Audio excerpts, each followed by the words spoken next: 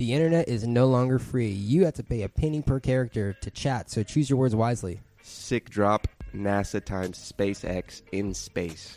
And we're talking about why your music is not nearly as good as you think it is. This is Dark Racial Humor. New Dark Racial.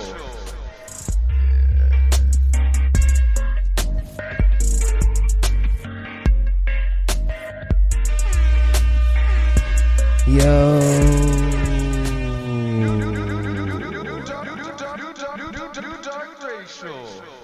This is Adobe House with Dark Racial Humor. Just trudging along. Damn, dude. Day- You're gonna start it like that. Day 88. No food, no water. Still rich as Still. I'm rich, bitch! Just getting this fucking money. Sick, dude. Sick. Dude, I do it. All for the money. What's up, everyone? This is Dark Racial Humor, free-flowing, in-depth conversation about whatever is appropriate at the time, and at the time we have a lot of appropriate stuff to talk about. It is Sunday, March 3rd, 11:24 a.m. Your rent is 3 days late. I did it. Oh, so my rent is 3 days late. So, I'm just out here. That's why we're pushing the pod so hard, so we can get this rent in. There's $2,223 in the fucking Anchor wallet, dude. 2,000? Oh shit! Mind if I borrow 600 of that? 650, 666 for some rent. Sorry, it all goes straight to the pod. Let me just scrape it up, dude.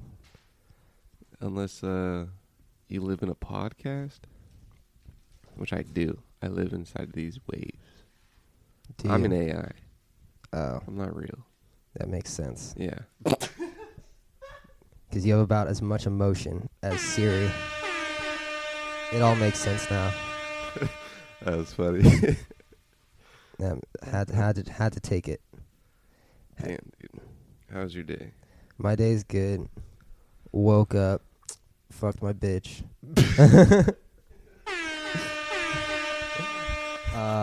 Now I'm right here, ready to go to work. How's your day? It was fine, dude. Woke up, didn't fuck any bitches. Got a text that said pod. Then I just put on my cape and swooped to action. Dude, you gotta do what you gotta do, because these people need the news.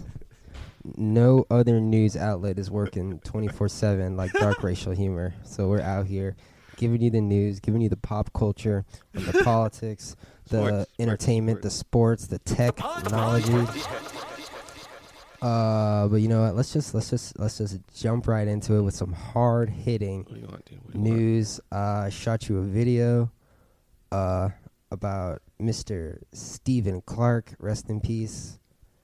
If you don't know, the family of Stephen Clark speaking out overnight after the district attorney said that the two officers involved in his shooting will not be criminally charged. Family members and their supporters promising their fight for justice is not over. ABC's Zachary Quiche has more. Our duty to fight for our freedom. Demonstrators say they want justice, but the district attorney is saying it wasn't a crime.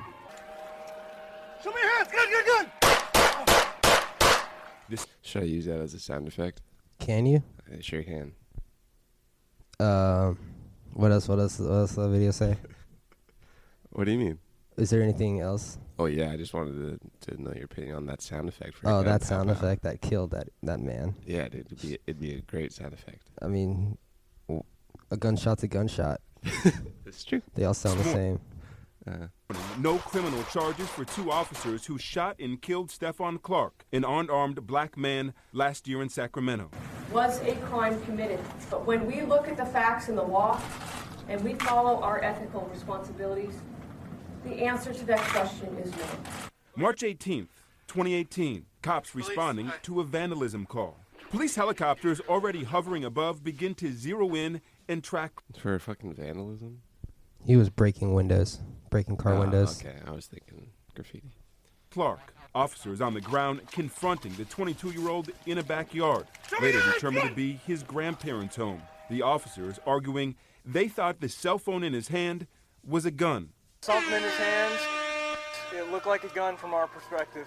shooting and killing the father of two. The investigation found officers muted their body cameras multiple times and waited about 7 minutes before performing CPR. We can't go over there to get you help unless we know you don't have your weapon.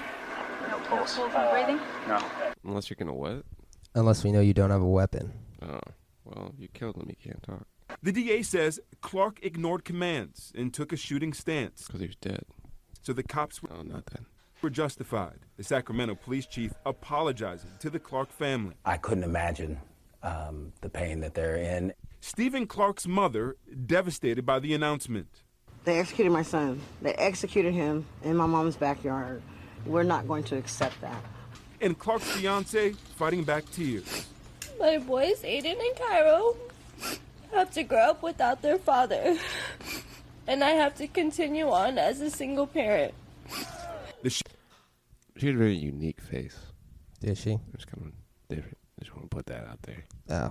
Shooting led to protests on the street. Black Lives Matter! And disruptions in local government. While the DA's decision is final, Those kids were getting buck in that office space. Was that Berkeley? Where they were chanting? I don't know. Sounded like some Berkeley chants. What, Black Lives Matter? Yeah. I don't know. No, but his brother went into disruptions in local government. Went to a local government thing and started chanting. Who? Stephen Clark's brother? Yeah. Oh. Other people. What do you think about this case? I don't know much about it. Sounds like police killed a man and no charges were given. That's what I think about it. Oh, yeah. I did some research. When you look at the reality of the situation, guy smashing windows, cops are called, and then he retreats into someone's backyard. Yeah. At the time, you don't know that he lives there, so you think, oh, he's breaking into someone's house. I looked at the body cam footage, or the helicopter footage, and he retreated. So let's say, take this house, for example. He runs up the driveway. Police follows him, and then he goes this way, or turns the corner. And then they say, put your hands up, but he doesn't do that. But he's holding something that looks like a gun. Probably going to get shot. Yeah, and he did. Did get shot. He did. Yeah, no, sad. Sucks. But I don't know. It seems like a situation where what else did you expect to happen? Yeah. Kind of. It's dark. Yeah. A lot of glass shattering sound and a white phone. What? A white phone. It's a white phone. Oh. Well, yeah, I mean, it was dark, so. Yeah, I'm looking at it. I don't know. Yeah, it's kind of what happens. Yeah. When do you think that there should be a charge given to a police officer shooting and killing someone? If they shot and killed him and it wasn't an act of self-defense. That was clearly an act of self-defense. But you could say that like every shooting a police officer does on the job is self-defense. That's why there's body cameras, which they reviewed. Yeah. But like what would that have to show where it's not self-defense, where a guy's hands it up and he starts shooting? Yeah, if they said put your hands up and he like did that, but apparently he didn't do that. Yeah, for sure. Yeah. Right on, dude. Another dead man.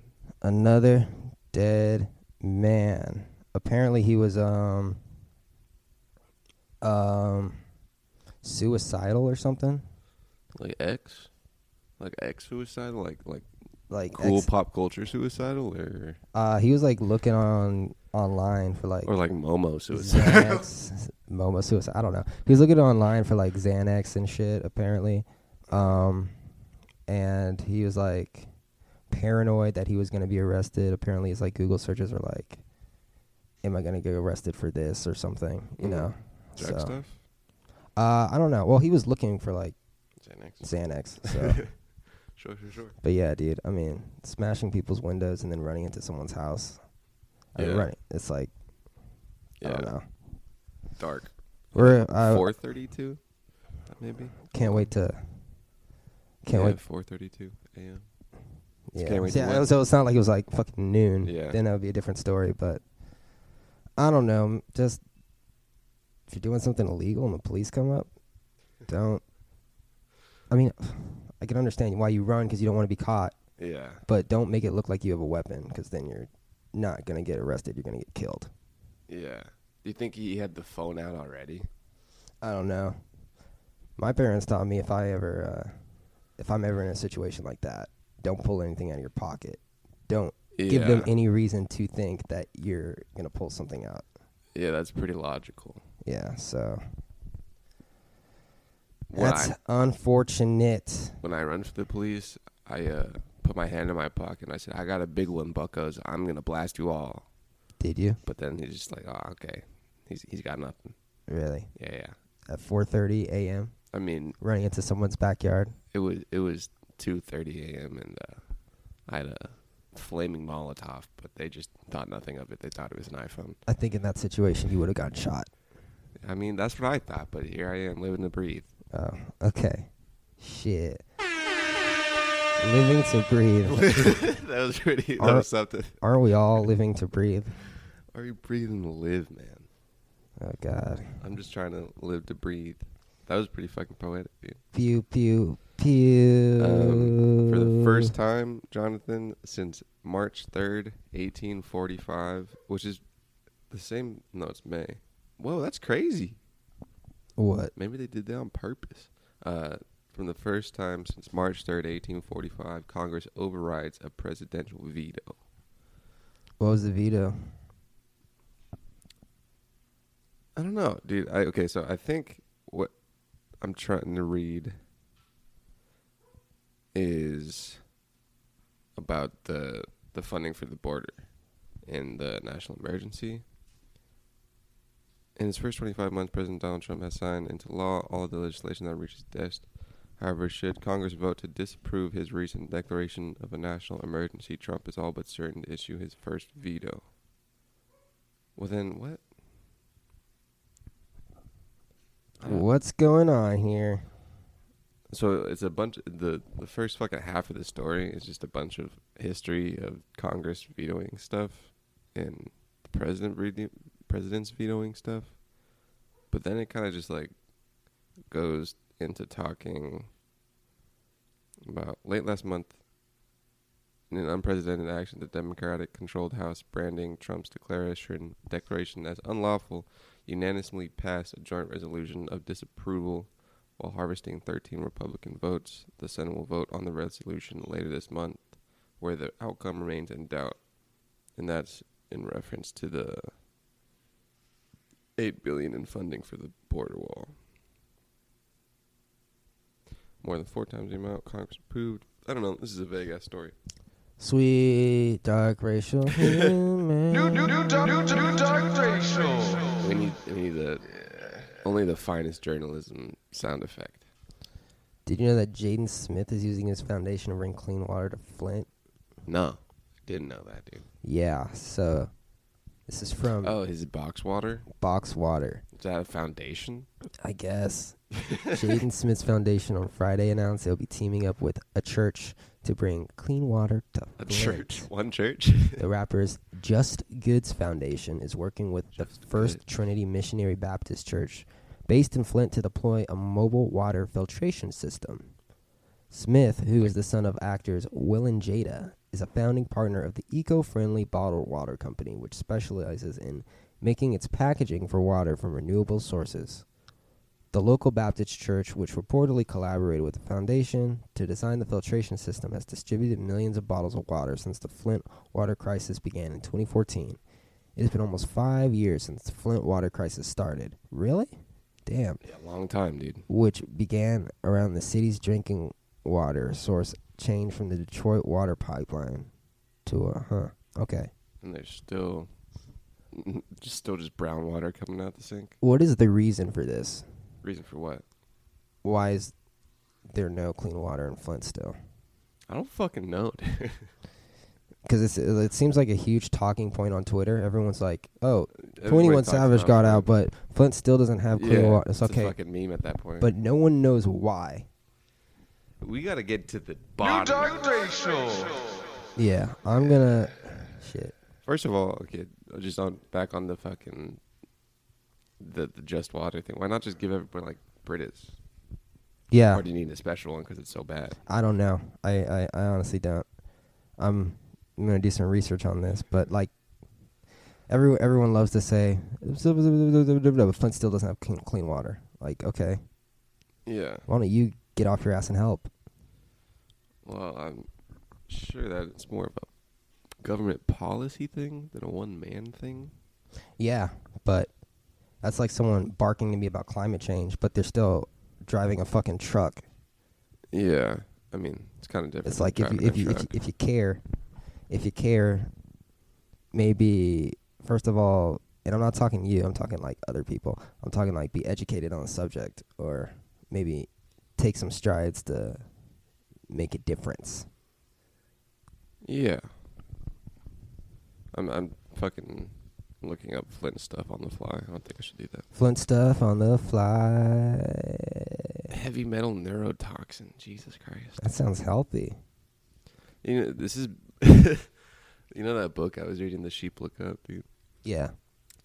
It's written in a way where it's kind of like just a mangle of different, like, if you pictured like flashes of scenes in a movie, there's different like news clips and stuff that you read, and then it's the narrative of people. Yeah.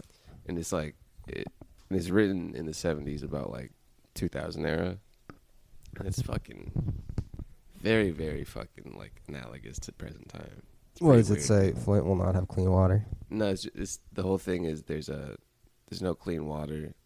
The government of the U.S. is giving food to like other countries that are from like a certain business, and the guy that runs the business, there's like weird neurotoxin stuff in the food. The water is undrinkable, but there's filters, but the filter also makes people crazy as well. Love it. And then, you know, a bunch of war stuff. It's crazy. And every time I read like a news clip, I always think of that book. Sheep Look Up. Yeah, dude, fucking just climate change shit. It's like 1984. It was, I mean, it kind of. I never read 1984. Neither have I. But, but you know, it's like present apocalypse stuff. It's pretty interesting. I can't wait for the apocalypse. You're in it, dude. Am I? Yes. Because I'm doing pretty okay. I'm surviving quite well. And It just looks around. my peers seem to be doing pretty okay too. Nobody's starving. Well, you know, it's a tame apocalypse. Hey, yo, super tame. If this is the apocalypse, Yeah. Can't wait till it's post. I wonder what good life is like. Good like, life. like living when you're not in an apocalypse. There used to be a store called The Good Life. The Good Life, dude. Yeah, it was a little rap thing. The Good Life. Isn't South that Los Angeles. Isn't that a Kanye West song? It's a good life. It's the Good Life. Yo, so a quick shout out, Jaden Smith, making a difference. That's someone that's not like sitting on his ass. He's actually like doing something. That's cool. Yeah. I feel like he's got some good genes in him. How old is he though? I think he's 20, 21. Holy shit. 20. What? Jaden Smith's box water. Yeah. On Amazon, a pack of 12. I thought it was one. How much? Is $20. $20 for 12. It's a little over $2. That's $1. it's expensive. I mean, hey. But you're paying for the box. Yeah. I guess. But what was where is the water coming from? Where's he get his water, dude? I don't know. We got to go deep in probably from his tap up in Calabasas. It's probably good water. Our water. Well, let's talk about it, dude. Just water. Let's click and read. We don't pump water and go. We only use 100% spring water. We only bottle excess water our community doesn't need. Our community is just the rich people in the hills. Water we don't. So you guys can have the scraps, and we'll put it in a bottle and put it in a box and charge you $2. each for it. Water is not an unlimited resource. I agree, Just Water Company. Setting a sustainable volume. The Glens Falls watershed is in a relatively small area of 6.2 square miles. Did you know that? No. Our water is currently valued like that, but how it should be valued is like this. You know, honestly, bro. Yeah. If there's any time to get into the water business, it's now. 20 years ago. Why 20 years ago? I don't know. Well, I guess now. You know, I have a question. Yes. How is it that we can make giant tubes of metal that weigh 175,000 pounds fly in the sky, but we haven't figured out a way to take ocean water and make it drinkable? There's definitely desalinization plants that people... Well, because people don't give a shit about water right now. Yeah, but like when the time comes and everyone's like, oh, we're out of water, I'd be like, wait, we can just use the ocean water. I think there's a few things with it. One, and this is me just trying to remember the depths of my mind. You might fuck with some water ecosystem. You got a bunch of salt after, and like brine. You basically have brine after you desalinize the water, which is the thing they're thinking of. But that's why I said that if there's any time to get in the water business, man, it's now. What do you mean, the water? You gonna sell water? Well, no, just like in a few years or so, just like how there's governments trying to get oil, there's going to be governments trying to get water. Yeah. How do you get in the water business? I don't know. Well, that's... What do you invest in water? JustWater.com. I mean, you could invest in clean water. You could invest in filters. You could invest in... I'm going to just put a tank in my yard that holds 80 gallons of water. I'm just going to have it for me. I'm just going to drink it all. So apparently Just Water gets its water from Glen Falls. Glen Falls water. Just takes water from the river. Is Jaden Smith going to be charging the Flint people $2 a box? He should definitely just give them to it for free. That's a great branding market. I know. Fuck. Damn, dude. Just a 20-year-old doing shit. Damn. Good for you, Jaden. Nice, dude. What's up with this? What's up with that? What are we at? I don't know, but you're right. It's time to make some money. We'll be back in a minute after this commercial break. New Dark Racial. This is Dark Racial Humor.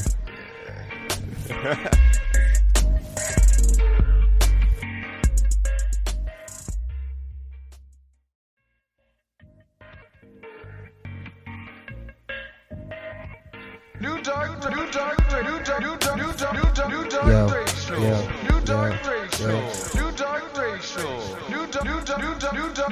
Racial. Okay. On today's episode of Old People Complaining About the Industry Changing. What industry, dude? We have Steven Spielberg. He's facing backlash for urging the... Okay, You're supposed to talk over it, dude. I can't. Steven Spielberg is facing backlash for urging the Academy to block Netflix from the Oscars. This is from Fox News. Legendary filmmaker Steven Spielberg has been drawing backlash for actively campaigning to have Netflix-backed films removed from consideration at the Academy Awards. The Jaws director has been outspoken about Netflix, which he claims is negatively affecting the theatrical experience. But since Netflix has made a big splash at this year's Oscars ceremony, Spielberg is taking his concerns to the Academy's board of directors, as Spielberg's person said this week. Spielberg's person? Yeah, Spielberg's spokesperson, yeah. Stevens feels strongly about the difference between streaming and theatrical situation. What? He'll be happy if the others will join his campaign. Wait, oh, yeah. So like being in a theater versus watching on a computer. Yeah. That's a weird distinction to make if you're talking just like about the movie. You're kind of talking about the audience watching the movie.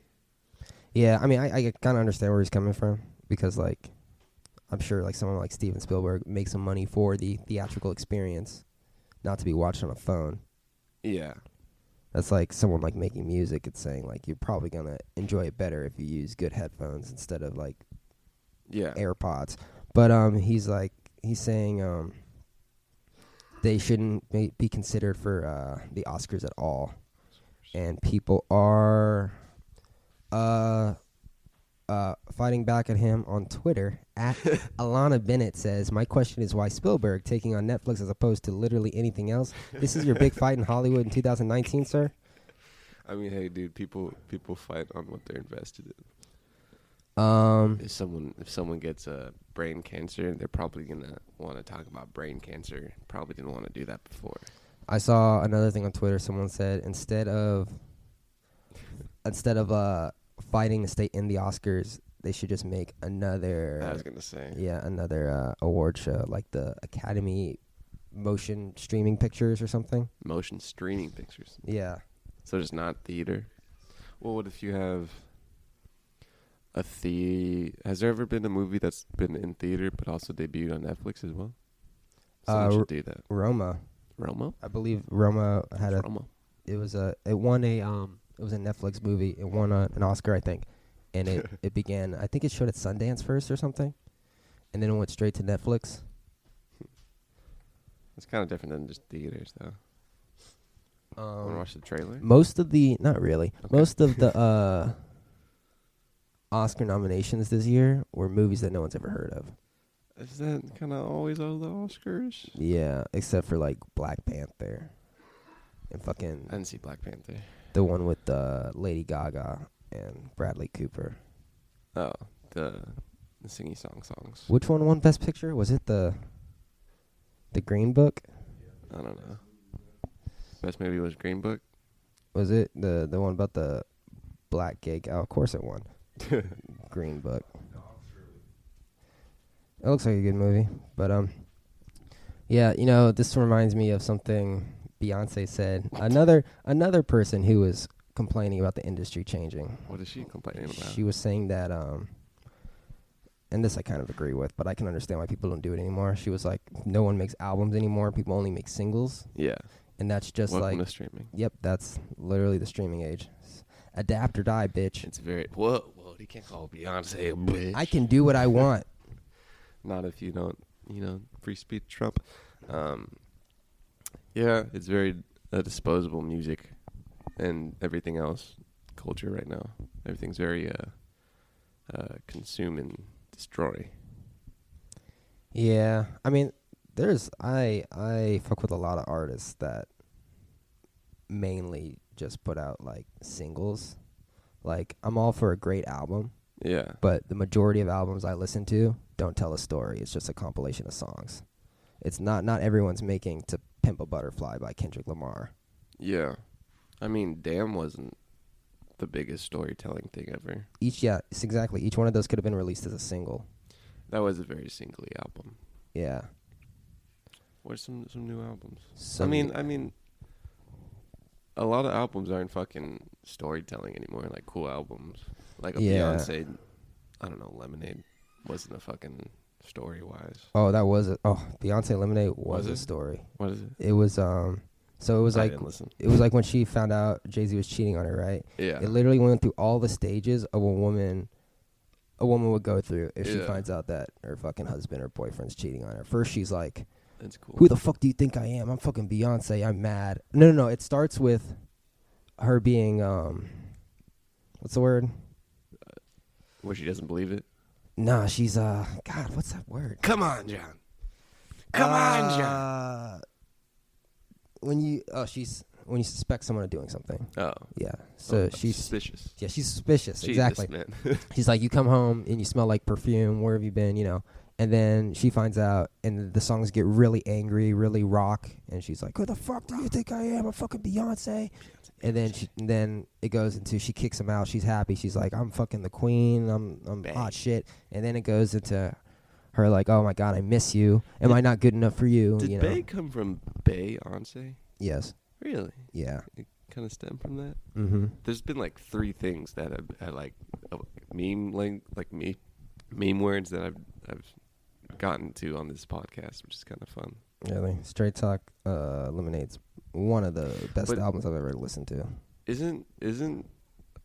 But like shit like that, don't you have to like delve into it and like kind of just like you gotta like sit But did she say like those are the themes? She was saying no one's releasing bodies of work anymore. No, I'm talking about for Lemonade though. Did she say those are the themes, or did like Talking Heads be like, yeah, this is her talking about? That's what I got from it. Mm. Yeah, and like, well, even like that though, like if you're gonna say you listen to an album, and then the people listening get the themes out of it, so it's kind of like up to the person to see if it's somewhat storytelling or somewhat like thematic. Yeah.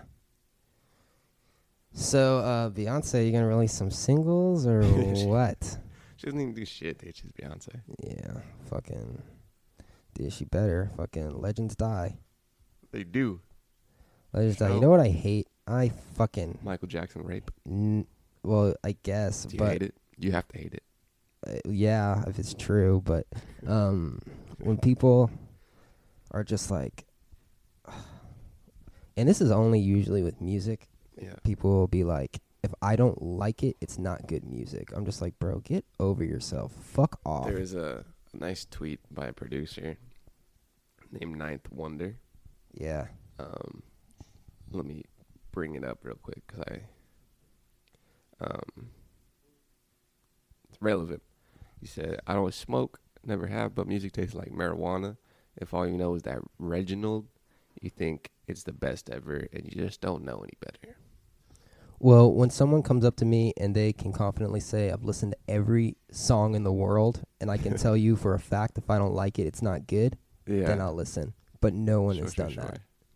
And no one will ever do that. So I think it's super egotistical to believe that if you don't like it, it's not good music. And it's so fucking annoying, and I hate it when people do that. Especially when they say, if I don't make it, it's not good music. That's worse. Who said that? No one here, but I've seen it on Twitter. Like, I don't actually low key, like J Gal kind of says it sometimes. Is it there's like it's a weird like producer pride thing. Yeah, it's I don't know. Like, there could be a form of music that you've never heard that would literally inspire you so much that it would make your craft 10 times better. But the fact that you haven't heard it, you're probably gonna stay like the same level, but you still have the audacity to say, I don't like it, it ain't good. Yeah. No one knows anything about music before I was born.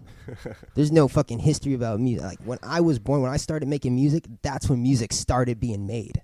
Yeah. Like, come on, bro. Fuck off. There's people that people listen to, and I don't get how they have that.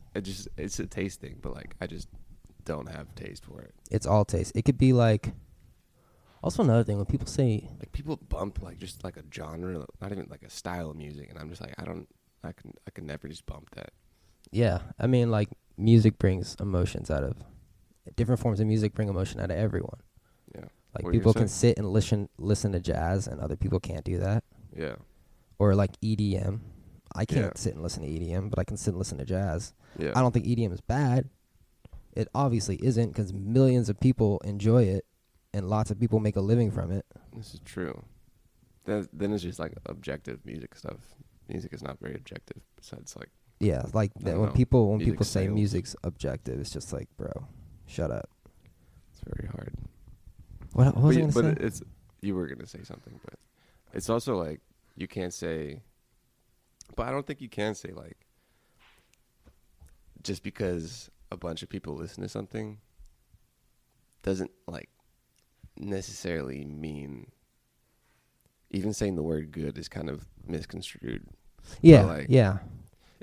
But to say that it's like the objectiveness of it, and saying you have a bunch of numbers doesn't like override the subjectiveness. If that makes sense. Yeah, but then people. With that being said, people bring up the argument. Fucking Migos. Yeah. Wildly popular. Not a lot of substance. Not a lot more than what they're saying about being rich and fucking bitches. But the fact that it makes people happy, people can relate to it, and people can dance to it, and they can forget about their problems, I think that in itself makes it good.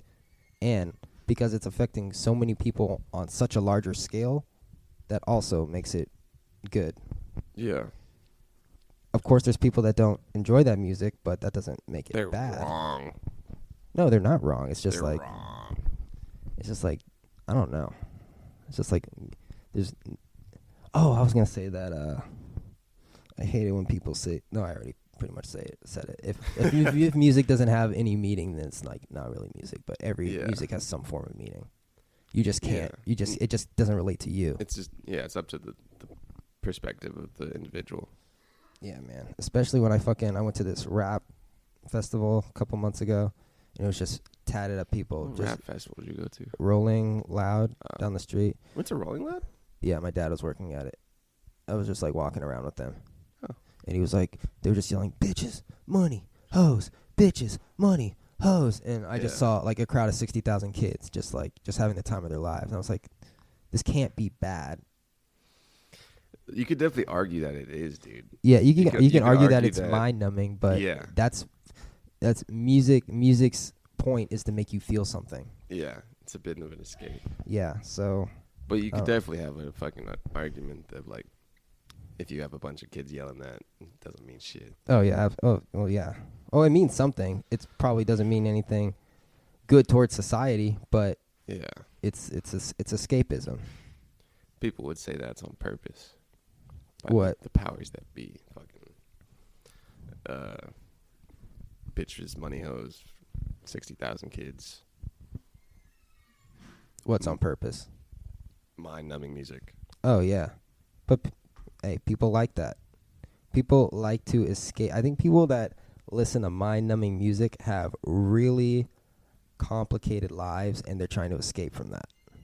And then on the plus side, people that listen to like really deep music, they probably have like less complicated lives, and they're like they enjoy having to think about something, not having something spoon-fed to them, like I've said, having to analyze something.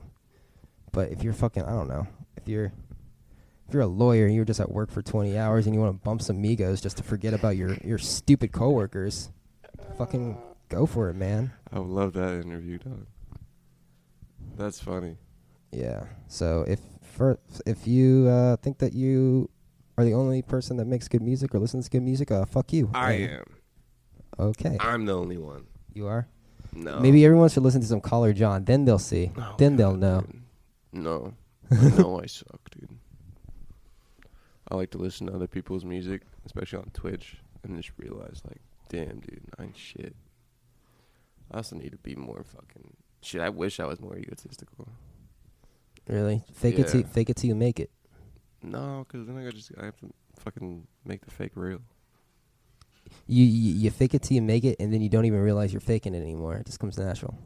Yeah, I'd rather fake good music. Well, I'm not saying fake good music. Like no, I'm saying I'd rather fake it to make it fucking making. I guess people. I don't even know, dude. Then it's a weird thing of like, am I making music? What am I making music for? And at the end of the day, it's just for your fucking self. Yeah. You said at the end of the day, it's for yourself? Yeah. Yeah, really, because most times you're the only person that's going to hear it. Yeah. Not even for that, though. Like, even if you're a platinum award-winning producer, it still stems from a selfish point of view, I think. Yeah. I don't think anyone starts a song saying, I'm going to make this song to change the world. I wasn't saying that. I was saying, like, I'm going to make this song to sell it to somebody. Oh, yeah. Like, people make money. People make music to eat. People make music this is true. to make themselves feel better because they're letting out emotions. It's like, you know how it be. You know how it be. No one knows it all. I know it all. That's what I'm trying to say. Wanna go SpaceX, dude? SpaceX, sure. After this quick commercial break. Squad. We'll be right back. This is Dark Racial Humor. Yeah.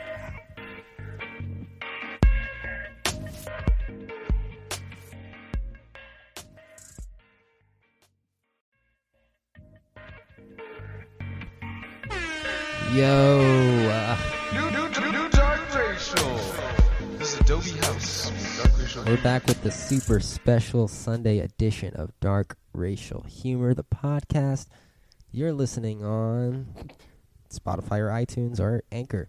Shout out to people at work. Or Stitcher. Shout out to people at work just putting in those Sunday hours. Shout out to people unemployed. Shout out to people unemployed. Every day Sunday for you. Students. Shout out to the students, yo. Getting that education. Getting that fucking knowledge. Or just sitting in class and you should wasting money. Just, man, think after college. I didn't think after college enough. Really? Kinda. I didn't really either. I was just kind of in it, dude. The next thing you know is like 3 months left of school, and I was like looking for jobs. Yeah. I feel like that was most people. I feel like people that are given a job right out of college, it's a small minority of most college students. I'm sure what they did for at least for 2 years, though, kind of leveled themselves into a job. My biggest regret is not doing internships in college. Yeah, that's for sure. That was a big no. If you're in college, hit up an internship. I had an email every week from a job like advisor person. Email every week that I went out to journalism said, get these internships. Basically said you ain't gonna get a you're not gonna get a job. They told you weren't gonna get a job. Basically. Dude. Oh, okay. Well, every week, dude. Damn, that sucks, bro. Yeah, I fucked. Damn. But shit. Maybe I should. Nah, never mind. Yeah, what? I was gonna say maybe I should go back to school, but no, I don't want to do that. Does nothing. I don't know. Get a master's. And then what? What do you mean? And then what? Oh, then you still go get a master's and sit on my ass, bro. It's the same. You still gotta apply for jobs. Of course you do. You gotta have the experience with the degree. Of course you do, but the chances of you getting a job with a master's versus a bachelor's is like ridiculous. It's kind of like the difference of you getting I don't want to say a job with a college degree without, because the lines are pretty blurred there today, but like a high school degree versus no high school degree versus a college degree. You still gotta back it up with some experience, skills and experience, though. Yeah, which is see, that's the thing. I'm not applying to any programming jobs like at all, because I have no programming experience, so I'm not gonna waste my time there. Yeah. I'm just I just go take some more coding classes, I guess. Dude, I want to learn how to code. I think I don't know, dude. Like, go for it. It does stifle your creativity, though. I mean, hey, both sides of the brain is good, because it's weird. It's weird. Because on days when I had coding homework, I couldn't do anything creative. I couldn't like write or like make videos or like try to make a song, because coding is like the definition of being objective. Yeah. Like the computer will do exactly what you tell it to do, and if there's a bug, it's not the computer's fault, it's your fault, because it's telling them it's doing what you told it to do. I think I would give myself credit and think I would be able to do both things. You could. Lots of people do it, but that's also the reason why designers and engineers are usually different people, usually different teams. Interesting. Yeah. Designers of like what? Like if you design an app. Yeah. Engineer. But what's cool about coding is there's infinite ways to get to the same goal. But infinite? Well, I don't want to say infinite, but 12 ways. 12. Well, it depends. Let's say your goal is for the computer to turn off after you press a button like 3 times. Yeah. There's more than one way to code that. That's cool. Yeah, I don't know. It's interesting. I made Apple. I made Apple. You made Apple. Yeah. Steve Jobs couldn't code, and he made Apple. Yeah. He was a nice marketer, though. He was a hard ass, bro. Steve Jobs was a leader. Yes, he was. Steve Jobs was a leader. Space station celebrates a new era in exploration with arrival of SpaceX capsule. This is from NPR by a woman, I'm assuming, Francesca Paris, which is a beautiful name, might I add. Francesca Paris. Is there any pictures? Okay, no, not the time. You're kind of in the middle of a presentation here.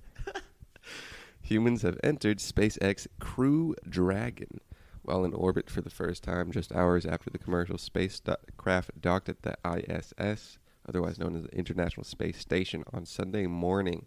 But when is Sunday morning if you're in space? That's a great point. There's a picture of it. It looks pretty fucking cool. The new space vehicle carrying only cargo and a human dummy launched Saturday from NASA's Kennedy Space Center in Florida. What about the dummies' rights? Pig embryo. Just put that out there. On Sunday, the ISS crew watched as Crew Dragon became the first American commercial space vehicle designed to carry humans to the dock at the station, according to NASA.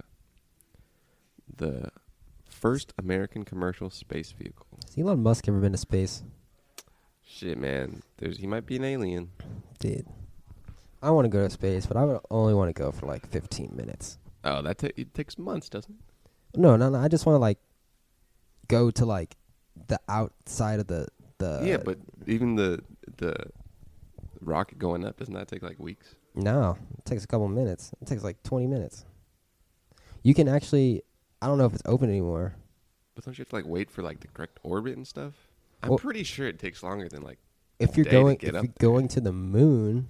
But if you're just going to like where the satellites are, yeah. It takes like 20 minutes. That's one thing. What are you gonna say? What was I gonna say? I was gonna say slip in memory of a 23. Oh no, there's a fucking there's a company. It was Virgin Galactic, and I don't know if they do it anymore, but they put you in a plane, and the plane just goes up, and it goes like to the fucking edge of the atmosphere, and you start like floating. You can like look out, and you're actually in space, and then it comes back down. It's only up there for like 30 minutes. They have a ship that like recreates zero gravity by like going down super quick. Oh really? I don't know if that's what you're thinking of. No, this one actually goes up. Yeah, you're like in a spacesuit, and then they're like, okay, everybody, take off your seatbelts, and then you start floating. What's his name? The guy in the wheelchair. Stephen Hawking did it. It looked real weird. Dead. Yeah, he looked like a little plush doll just floating around that zero G. Have you ever seen an astronaut sleeping in a spaceship?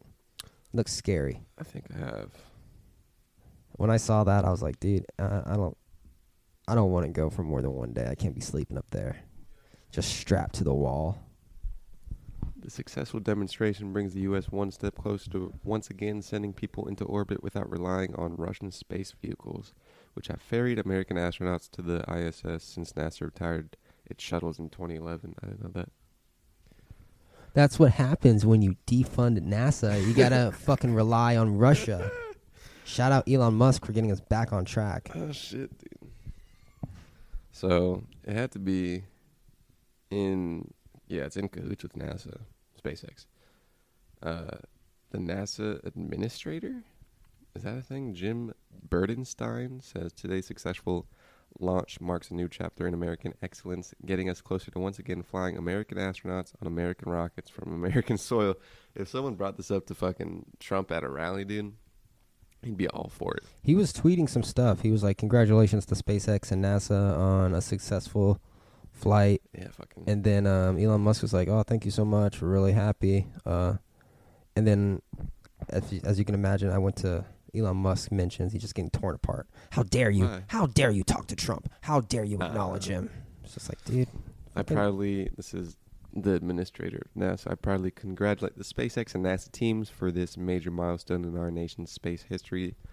This first launch of a space system designed for humans, built and operated by a commercial company through a public-private partnership, is a revolutionary step on our path to get humans to the moon, Mars, and beyond. That public-private partnership. You know what I'm saying, dude? NASA, that NASA times SpaceX.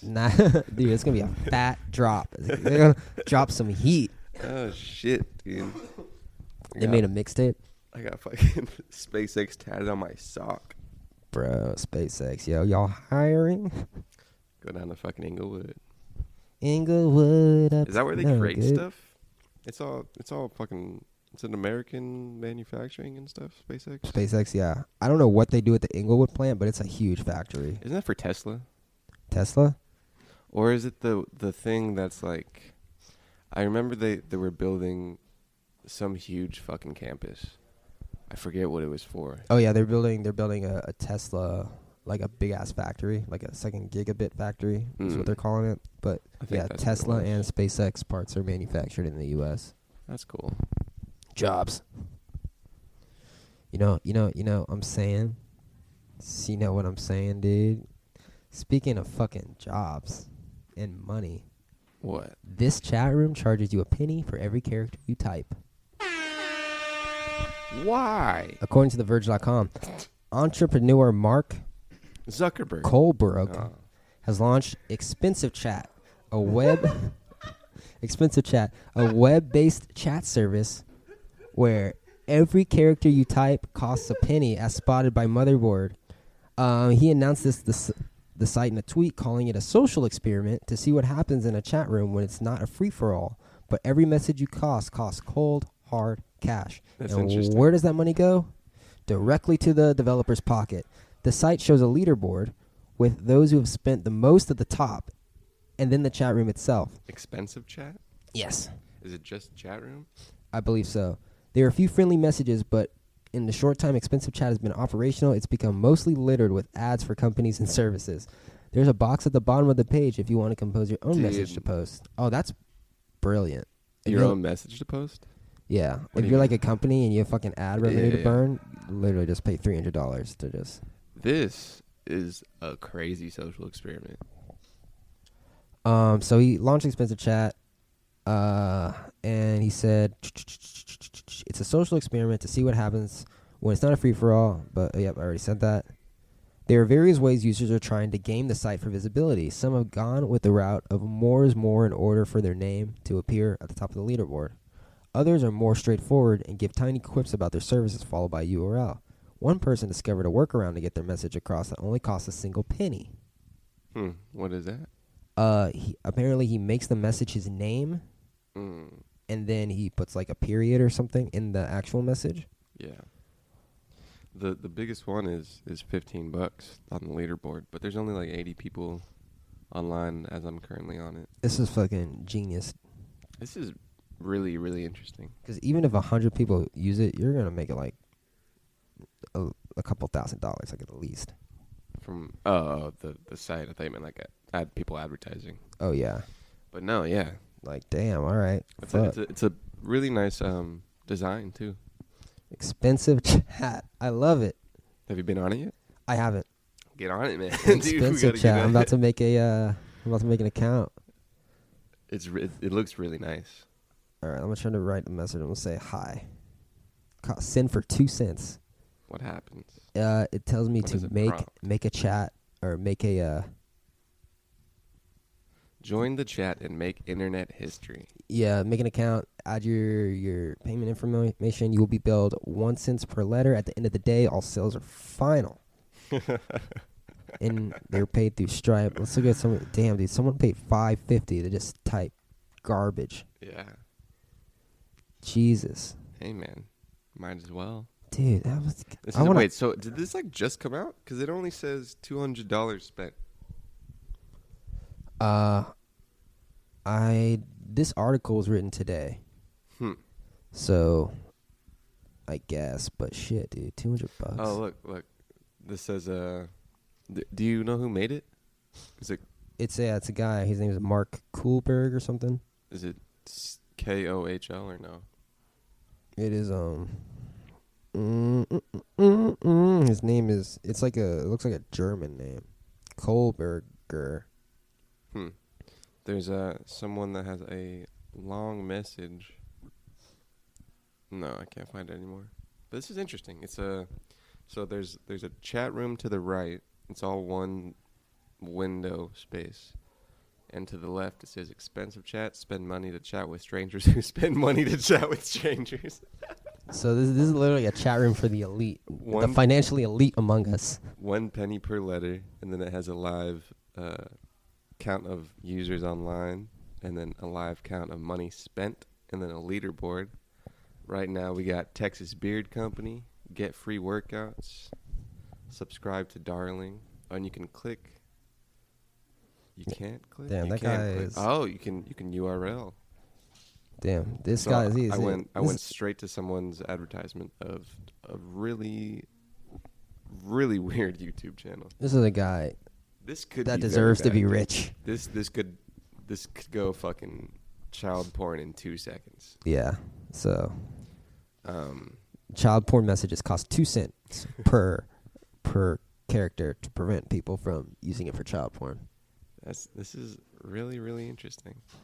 And then the leaderboard, and that's it. That's just expensive.chat. Expensive chat. You know, if you want to use your money in a better way than paying it to chat to strangers, you can actually support the podcast at Dark Racial Humor or darkracialhumor.anchor.fm/ wait, shit. Anchor, you suck. Anchor.fm/Dark Racial Humor. Go ahead and support this podcast. You can donate 99 cents per month, $4.99 per month, or $9.99 per month.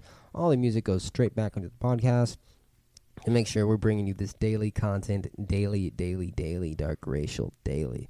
Also, if you're listening on iTunes and Spotify, feel free to follow us. It really helps. Leave a review. Really gets us out of bed in the morning.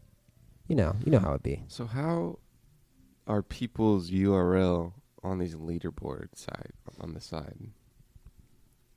Huh? On the side when there's a leaderboard and says the most money spent, there's a clickable text to a URL they wanted. And I'm wondering how that happens.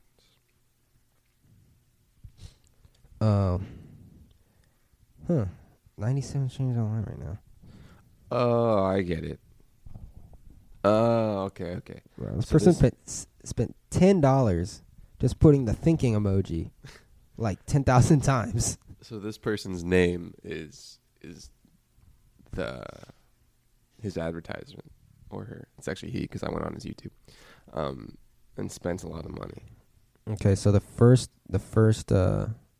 message was hello Dude, what world. if this is like Bitcoin, B? What if we're in the boom of expend? There's 100 people online. I kind of want to spend $20. I was like, what investment are you making? Not here? investment, but advertising space.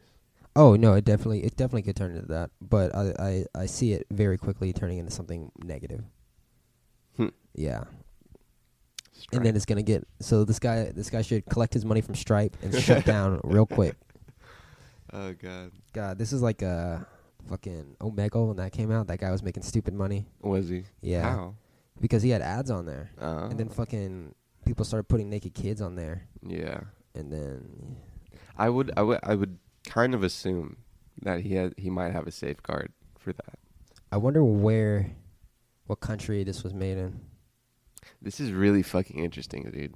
Yeah. I've never been so interested in a long while. Mark Colbruge. Okay, well, what does he do, man? I'm looking at his Twitter. It doesn't really say a lot, but he's into hacking. He tweeted Elon Musk, "Want to join the expensive chat, and split the profits 50-50? Let's raise some more funds for Boring Company," and then a money face emoji. That sounds like someone who's going to get in trouble in a few weeks. Yeah. All right. Well, we'll continue this story in the coming days. Everybody have a great rest of your weekend, and we'll be back tomorrow with more Dark Racial Humor. I'm waiting for that, yeah? Yeah. I like it. Catch you later. Peace I'm out. Caller John. That's Bonjen. Bonjen. Yeah. Bye.